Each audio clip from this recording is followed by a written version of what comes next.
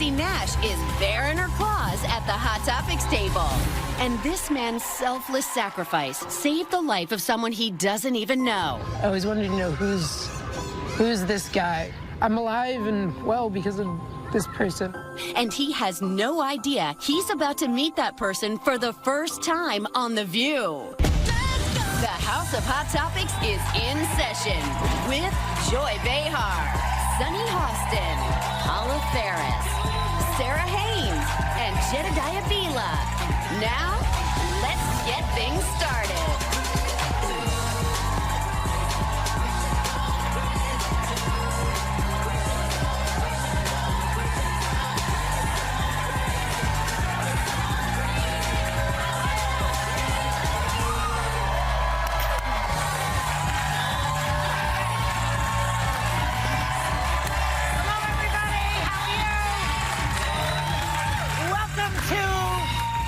The View. They do call it The View still, right? Yes. So the president must really hate this guy, James Comey, I think. Right now in particular, because not only did Comey sing like a canary to the Senate Intelligence Agency committee yesterday, but he also is now more famous than Trump, which really ticks him off. Yeah. So let's watch some highlights from the Hill. Watch. I was honestly concerned that he might lie about the nature of our meeting, and so I thought it really important to document. But my common sense told me what's going on here is that he's looking to get something in exchange for granting my request to stay in the job. I mean, this is the President of the United States, with me alone, saying, I hope this. I took it as this is what he wants me to do. And that's why I very carefully chose the words. And look, I've seen the tweet about tapes. Lordy, I hope they're tapes. So I asked a friend of mine to share the content of the memo with a reporter. Didn't do it myself for a variety of reasons, but I asked him to because I thought that might prompt the appointment of a special counsel. Okay, so interesting stuff. So he basically admits that he has these memos, and he tells his friend, who was a professor at Columbia University, I believe. Law school, yeah. Law school. He says to him, send it to the New York Times, which is what he did. Now, do you think he's a rat or a whistleblower? I think that's awful, Why? actually. Because he's basically telling you that as the head of the FBI, he had an agenda. He wasn't anymore. A private citizen after being fired by the president. All right, fine. But that's the role. Very important distinction. Okay, but that's the role when people think of him and think of him in this investigation. That's the role they think of. So you went through all this, and then you decided that you wanted a special counsel, so you were going to send these memos off to your friend, and you were going to have them leaked. Is that? So if you think that, wait a minute, put yourself in that position. If he was leaking information about Hillary Clinton, would everyone at the table would have thought that was a great idea? I would have been sitting here and said, that's not right. Why did he do that? A whistleblower serves a purpose. Okay, you know what? Yeah. Otherwise, James corruption. Wait a minute, can I finish my sentence? You can finish. James Comey gets me mad. Oh, why? Why does he make you so mad? He's making me mad because you know what? You sat there all of those months. If you had such a problem with what Trump was doing and you thought there was an obstruction of justice, if you thought Trump was saying things to you that were inappropriate, if you thought he was obstructing potentially this investigation into Michael Flynn, why did you keep your mouth shut? Because he was investigating it. Because he was investigating it. Resign. I think James Comey is a patriot. That's right. I think he's a patriot.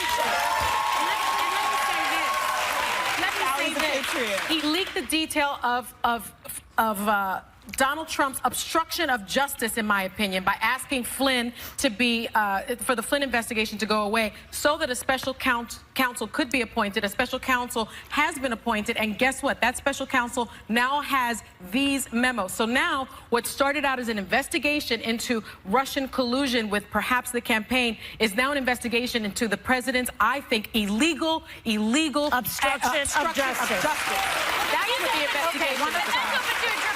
If you want to say that he's a patriot, he's also a patriot that many Democrats wanted to fire. In fact, President Obama's advisor Valerie Jarrett reportedly urged Obama to fire him. Senator Feinstein, who today specifically said, why not say something to POTUS that this is wrong? And he said, if I were stronger, I would have. She said that his letter to Congress back in October was appalling. And I think that if you know that the president is a crook, right, and you are able to leak that to the press, you don't want to tell that? No, I'm saying, why doesn't he report it? He was already fired when he did it. But what is he? Okay, he was investigating. But you guys already, if he's supposed to be an independent bureau, and he's saying that it's compromised because he's being asked certain things that are uncomfortable. I also am not shocked he didn't speak up in the moment.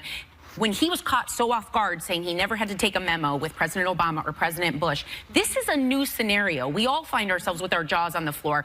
Whether we all would think in the right moment exactly what to say, I don't think he'd ever thought he'd be in a situation like that. So I'm not surprised he didn't say the right thing in the moment. I'm also not surprised that the 2 points can exist.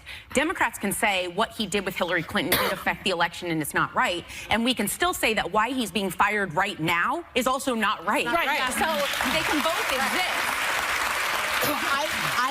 I have a real problem with him. I think he's been there for a long time. Is it hard for Republicans to hold two thoughts at once? Yeah, I do it all the time. I hold many. They're all here. Look. They're I thought you weren't a Republican. I'm not a Republican, but I'm a conservative, and it doesn't, whether he's whether it regards Hillary Clinton or Donald Trump, I can look at James Comey and say, this doesn't make sense to me that you held your position for a very long time and repeatedly had interactions and didn't step out. But let me just say, the big issue here, though, there's nothing here that implies, people need to know, there's no implication of collusion with Russia. There's no implication that Donald Trump tried to shut this investigation down. Oh, of course there is. Where is it? Oh, here we go again. Let's not do this conversation right now because there's something else that interested me. The fact that Paul Ryan he wants everyone to cut Trump some slack, and listen to why.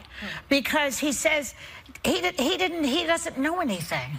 He's like a novice. He's a novice, he says. Why should he know everything? That's what Paul Ryan is saying. Now, here, in other words, what he's saying is put your faith in this man, even though he doesn't know anything. I think what he's saying is accurate in one sense, that Donald Trump, there's an issue here that he doesn't know how to properly do this politics stuff. There is. Completely different from government. Yeah, I think there is. Different. Yeah. No, and I mean, just to tell you what Paul Ryan said specifically, he says he's new to government. He probably wasn't steeped in the long-running protocols that establish the relationships between DOJ, the FBI, and White Houses.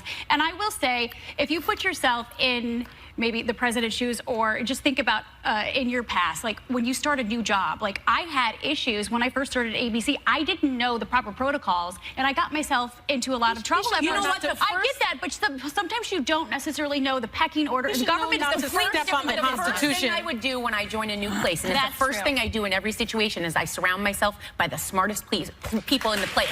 Yeah. So as a president going in, one thing I said is I don't mind if someone's not a politician if they go in there, but they better name the experts in every field, and we have not seen nothing. Well, we have not seen that. When you say I know more than the generals, that's what Trump said. What he said. Which is it? Do you know more than the generals, or are you a moron? But you don't think...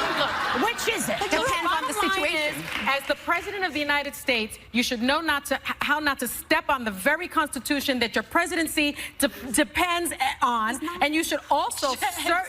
Yes, he is. And you should also certainly, he knew enough to ask the Attorney General, he knew enough to ask everybody to leave the room so that he could try to persuade the FBI director to stop an investigation. All right, we knew that much. We're taking a break. We'll be right back with more of this.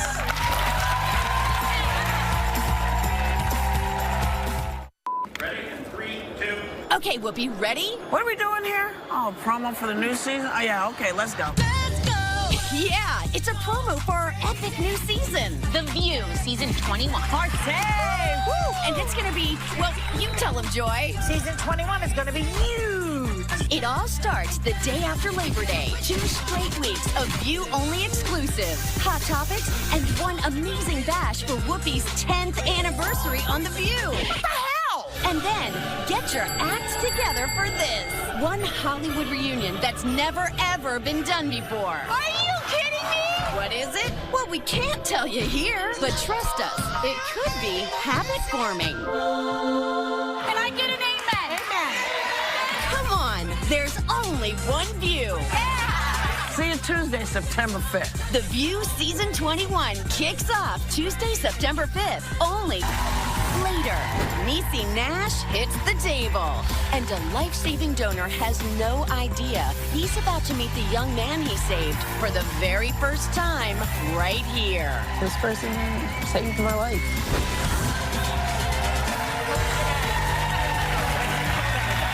Welcome back.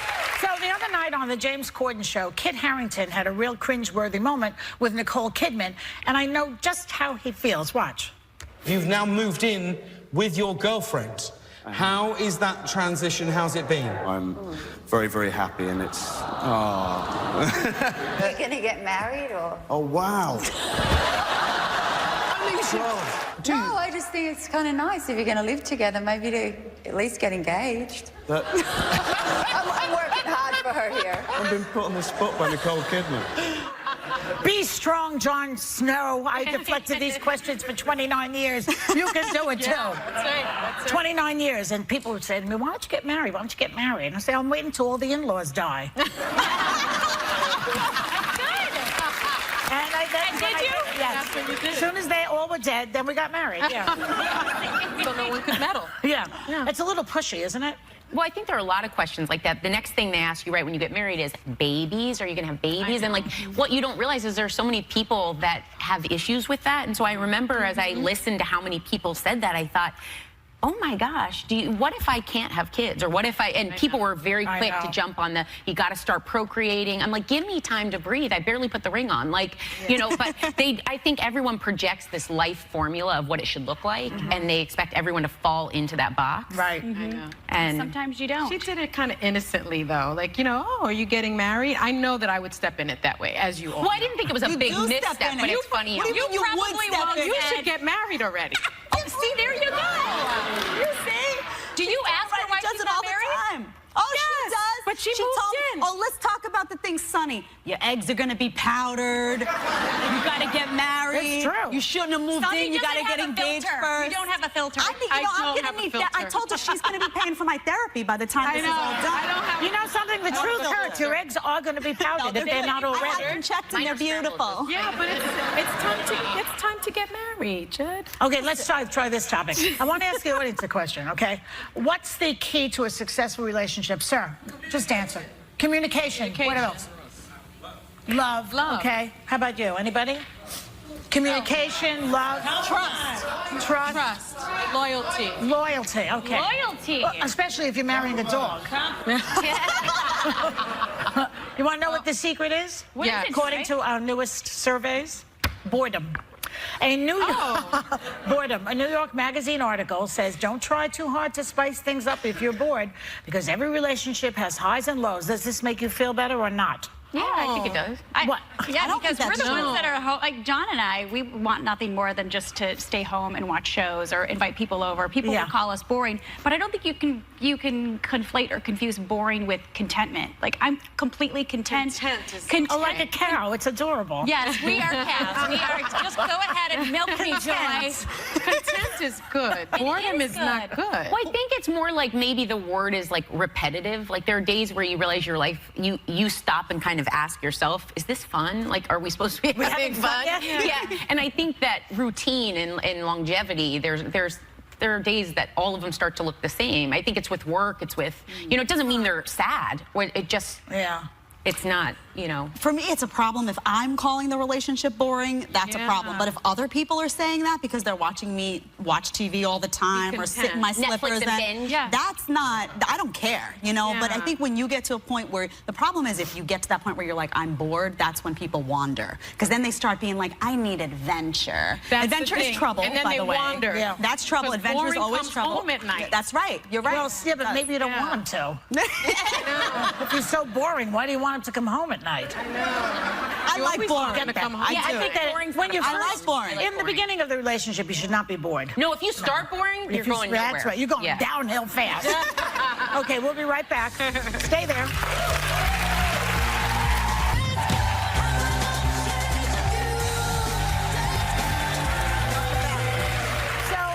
A thread on Reddit asked people who had strict parents to post the craziest rule they had to follow. And the answers included crazy. I think this is crazy. No talking at dinner, ever. That's why you have dinner. Yeah. Okay. Learn about and not being allowed. Wait, not being allowed to use straws, which was considered dangerous. Come on, that's Sunny. That's Sunny. A lot of children, they poke the inside of their mouth. They cut the inside of their mouth. Maybe they'll be dentists when they get older. What about you girls? My parents were strict. Mine were I wasn't allowed to go trick or treating because it was the devil's holiday. I couldn't wear bikinis. My skirts had to be to my knees. My parents weren't that extreme, but there were rules that you knew you never crossed. Like we could never have a boy alone with us. You never took any boy upstairs. No doors were ever allowed to be closed. You know, like they were all those things. So those are good, valid rules. I had all of those rules. I also... and you added like I couldn't 50. date a boy that was more than 2 years older than me, so my freshman year in high school, this really adorable senior asked me to go to homecoming, and the only way my parents would let me go is if my sister would double date with me. Well, I was not allowed to date. I was not allowed to date. Well, dating was putting a dress on and going to school. I was allowed to date when I got to college. Wait, you couldn't date in high school at all? That's sad. No. Now, granted, I was 12 in high school. I graduated when I was 16. That's just... So I was young, but I was not allowed to date. I hope they didn't let you date. You were 12. I was not allowed to date. 12 years old. You know what my father would do? I'd be on my stoop in Brooklyn. I grew up in Williamsburg, right? And I'd be talking to the boys and like acting all flirty. And he'd come home, and the boy would run. They would stick because he was scary. My father. He was a truck driver, tough. And my father would go like, get upstairs, like that. And then I'd get in the hallway, and then he'd start following me like a gorilla, making funny, because he really didn't mean it. You see? But he didn't want the... He was there to scare the boys. That's right. It's very smart. Anybody heard of the rule? You have to come back inside when the lights go off, when the street lights go on? Yeah. I never understood that, but now I have that rule for my children. You don't have to be, though. I'll say my parents were not strict. You don't have to be strict parents to have good kids. They were not strict. I never drank. I never smoked. I didn't have sex till I was 19 years old. I was a very shy kid. She's a freak. Had a great relationship with them. You don't have to drive them crazy. You don't have to drive them crazy. I didn't have sex till I got married. I was married, although I was a technical virgin before I was married. Yeah. What is that? But did you know what that means? I like the rule. Okay, Paula, we have to talk to you now because you just came back from a big event. You want to tell people about it? I was in Boston. I had bookend events. I spoke with Disney Social Moms, and then in the evening, I emceed an event for Ellie's Fund, which provides crucial support services for families that are going through breast cancer. Right. So you like housekeeping, transportation, and food. And I got to meet Tom Brady. And it may or may not have been. Look at you. Yes. He's cute. He's so adorable. I told my husband. Isn't he the one with the deflated balls? Yes. I know my sports. I wouldn't know anything about that, Joy. And they say I don't know anything about sports. You see what I mean? Just enough. We'll be right back. Guess who these nails belong to? Me, Niecy Dash. I'm coming up next to talk about my new show.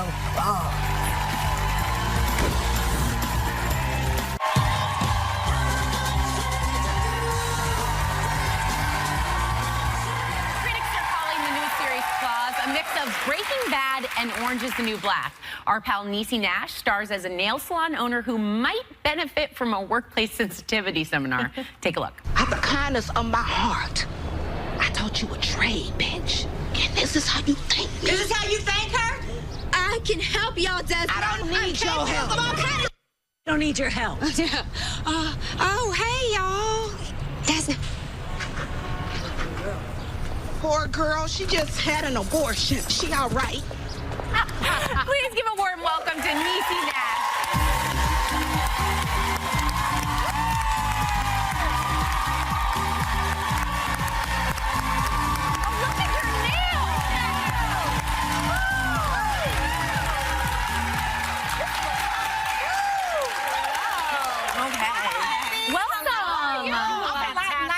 That clip. Don't judge me by that clip. Well, please look at these nails. These are amazing. They are gorgeous. That's art. Incredible. Now, we were just talking, changing subjects completely, a little bit about boredom in the bedroom. Now, someone at this table, and I don't want to throw anyone under the bus, Jedediah, has sex every night.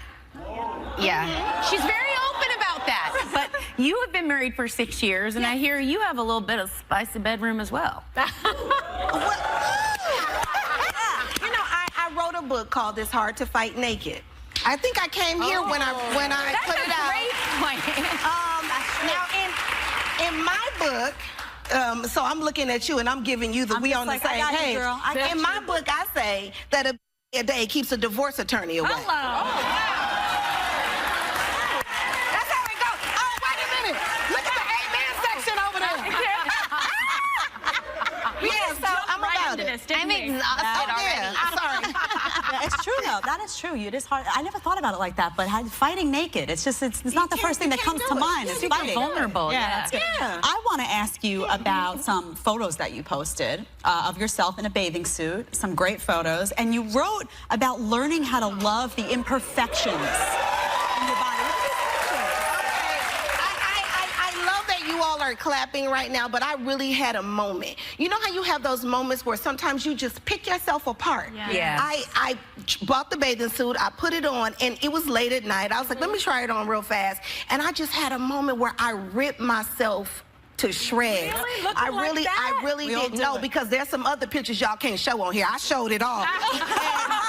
And here's the thing I said about that is that I heard all of the women in my life that I love, their voices came back to me, and it literally built me back up in the moment and made me feel like, wait a minute, them hips gave birth to 3 kids. You better knock it off, lady. That's right.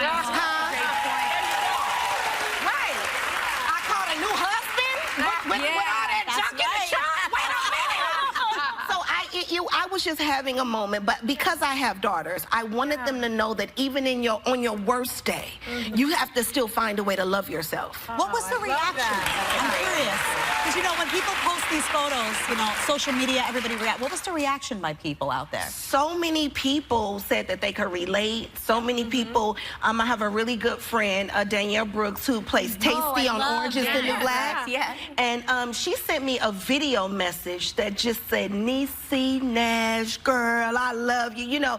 And, you know, I had tears in my eyes. She had tears in her eyes. We were talking back and forth on the FaceTime. But, you know, people understand it because it was just a real moment. Exactly. It's like those pictures that you see sometimes where people post the before makeup and then after makeup, and we're all like, yes, I get it. And we thank you for doing that, because that emotion that you felt in that moment, every woman out there is like, I get you. And I get it. And Jed, you just brought up the before and after pictures of makeup, and speaking of, you were nominated for 2 Emmy Awards for your role on the HBO show Lord, Getting thank you. Amen. And you had no makeup or hair for this role. I mean, no makeup or hair. They didn't let us look glamorous to do this job at all. Was that and part of not only, wait a minute, and they took our Spanx. They said you can't wear Spanx. I said, wait a minute. No. Wait a minute. Not the Spanx. They took our glamorous hair, our makeup, our Spanx, and then made us stand underneath the worst lighting God has ever created. And said, now go act. You know, give me your best work. Oh my God. You know, and we were standing there rattling, because as actresses, the first thing we do when we hit a set is go straight to the makeup room. Yeah. Right. And you want to look like angels are dancing on your face. You know? And you know that the hair and makeup people are going to make you look, you know what I mean? Yeah. They're artists. They put a filter over your whole life. Yes. You know what I mean? You're like, yes! And you sucked up and pulled in, but HBO said, they said no. And so when I thought I was at my worst, I got so many compliments that said, oh my God, Nurse Didi is so beautiful. I said, who? You know, but people saw through past all of that. And they saw your art, and they saw who you are. Good for HBO for keeping it so real. Exactly. Like, that really is believable. Yeah. I'm sure that was hard for you, but like, what did you learn about yourself doing that? Just kind of being vulnerable and exposed with no canvas. Listen, my mother is a woman who would get up when we were little, 6 o'clock in the morning, in a full face of makeup, making bacon and eggs. I'm like, where you going? Nowhere. You know, and so I was taught that you put it on. Yeah. I found so much liberty in taking it off. And then I realized something else. Wait for this. Fitz teeth. My husband didn't care either way. I was doing all of this. Right. And I thought that he loved the glamorous part of it all, but he was like, if you don't get over here with them scrubs on, I was like, Well, we have got to talk about your new show, Claws, because I saw it. Yes. It is fantastic. People better go and watch this. This is appointment television. So good. Thank you. And it's a drama about a group of women. They work at a nail salon. They get involved with the mob. Of course they do. Of course we do. They get involved with the mob. And you've been acting for 20 years. You got nominated for those 2 Emmys. This is your first lead role carrying that show. You do it so well, but how does that feel? Okay, what you're not gonna do is make me cry. That's what we're not doing. How does that feel? You know what? It actually feels great. I was a little tardy getting here because somebody told me my billboard was up in Times Square. I had to run over there to go take a picture of it.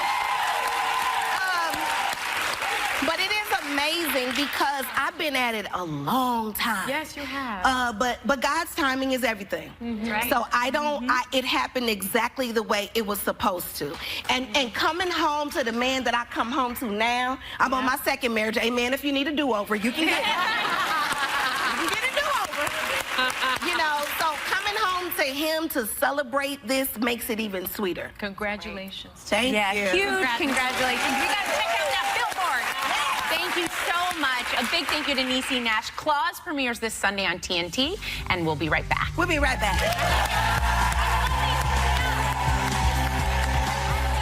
This man made a selfless sacrifice that saved the life of someone he doesn't even know. And he has no idea he's meeting him for the very first time next.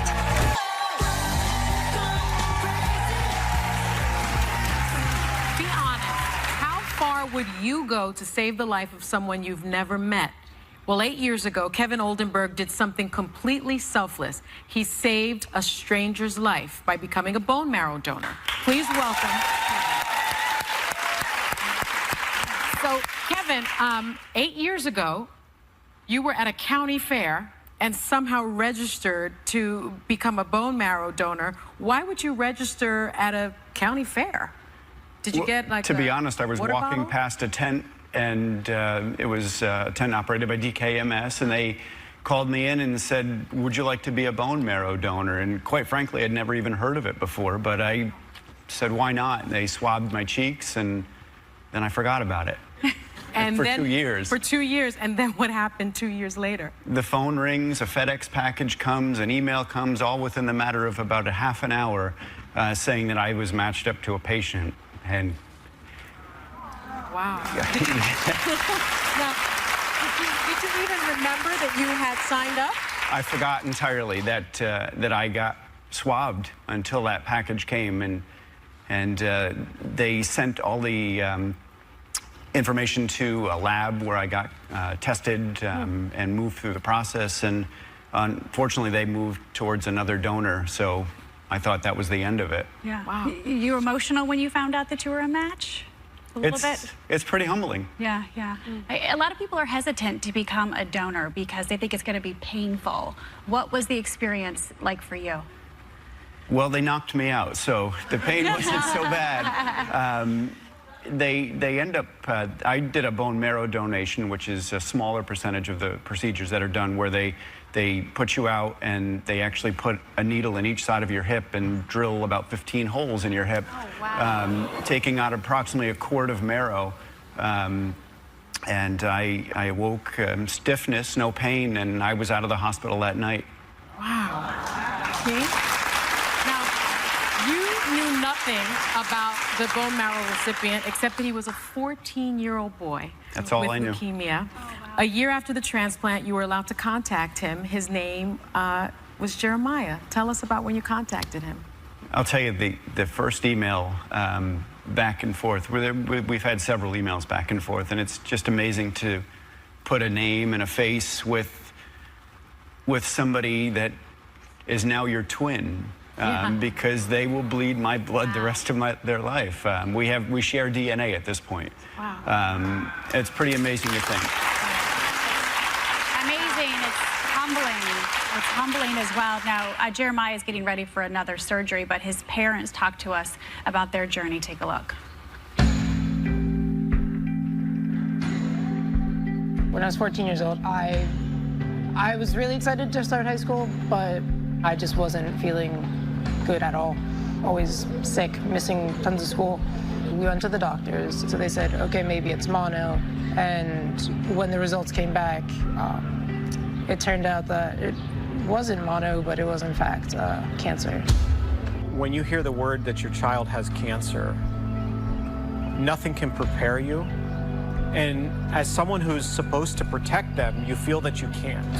It was a moment of knowing that we were his mom and dad, and we're going to do what needs to be done for our child. Everyone started crying, and that was when it kind of hit me, when I realized that this is serious, and that I wasn't going back home that night. His type of leukemia, the only solution was a transplant. He needed a donor. I was scared. I didn't know what to expect. The treatment was very intense. With the first transplant, things went very, very slowly for his recovery. He just never regained much of his strength. The first match wasn't doing it, and so they're like, okay, we need to find another match. I wasn't sure they could find another match or how hard it would be. But when they found the donor, they found a perfect match. In fact, his doctor told us, this is a super donor. So then we got the transplant. I just kept feeling better and better, and that this transplant actually worked.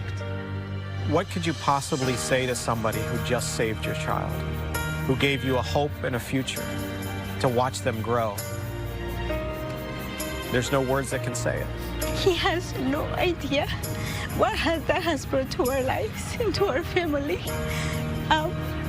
He is a blessing. I remember the first time that we emailed each other, and I just told him, thank you for everything.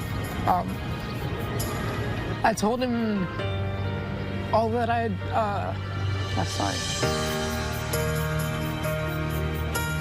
all that I dreamed to accomplish and everything I did accomplish thanks to him. Because of this person, I'm alive.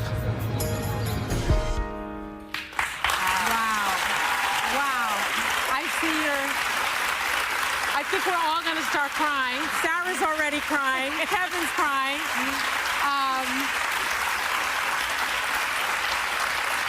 Today, actually, is Jeremiah's 20th birthday, and his birthday wish was to meet the man who saved his life. Please welcome Jeremiah.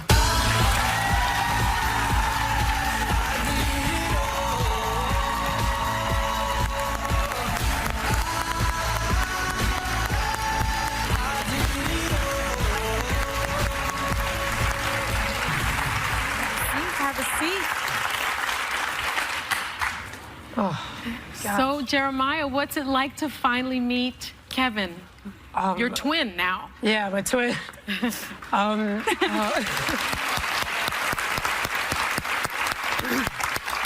Honestly, there's so little words to describe it. You know, I've thought about this moment for a very long time, and like, really, what can you say to someone who gave you a second chance at life? But thank you.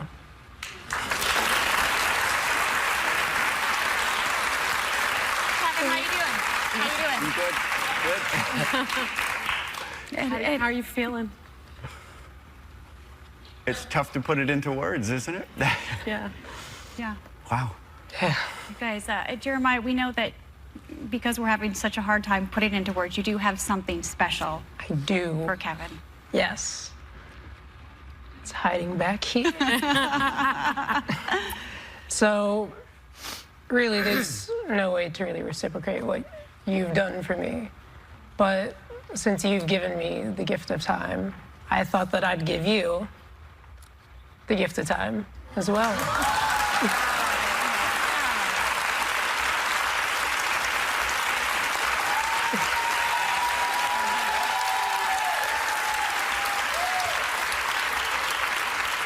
And on the back, you had it inscribed, because of you. Kevin, go ahead and put that on. And Jeremiah, we also in a standing ovation.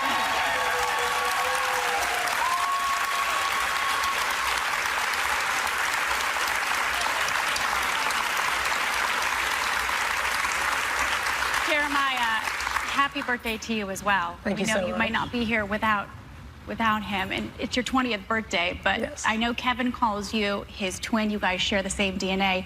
We want you to have the same watch that matches his with the same inscription because of you. Oh my gosh. And one more surprise, you guys, because this month Disney and ABC's Summer of Service campaign began. The campaign's all about inspiring kids and families to make a positive impact by volunteering and serving their communities. So to kick it off, in honor of your story, you guys, we set up a donor station this morning with DKMS so that members of our audience registered to become donors.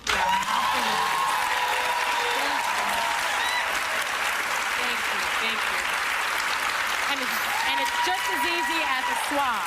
It's just as easy as a swab. I'm a donor. Paul is a donor. I hope so many people watching will also do the right thing and donate your bone marrow. Our thanks to Kevin and Jeremiah for sharing their very special story. For more information on how you can become a bone marrow donor, check out our website. We'll be right back.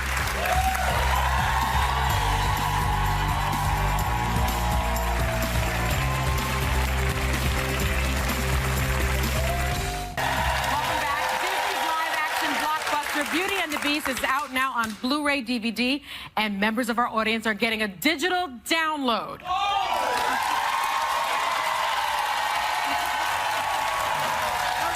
so that's great. Oh, they're so happy. I know. So what we have to say to you is have a great day, everyone, and take a little time to enjoy. Love you. Can you say to someone who gave you a second chance at life, but thank you?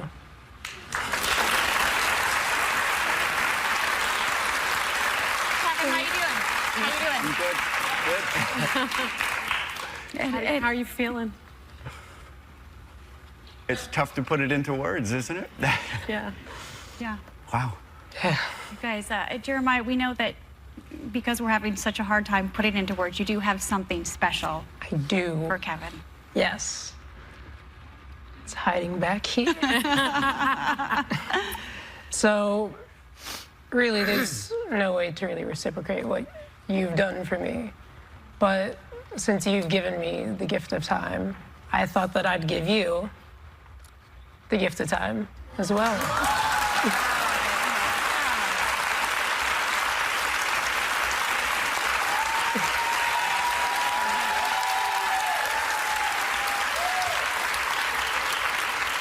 And on the back, you had it inscribed, because of you. Kevin, go ahead and put that on. And Jeremiah, we also in a standing ovation.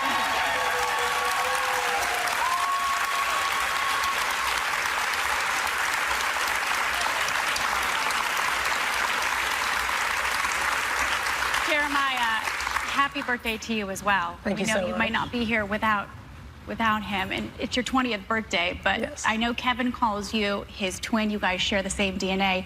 We want you to have the same watch that matches his with the same inscription because of you. Oh my gosh. And one more surprise, you guys, because this month Disney and ABC's Summer of Service campaign began. The campaign's all about inspiring kids and families to make a positive impact by volunteering and serving their communities. So to kick it off, in honor of your story, you guys, we set up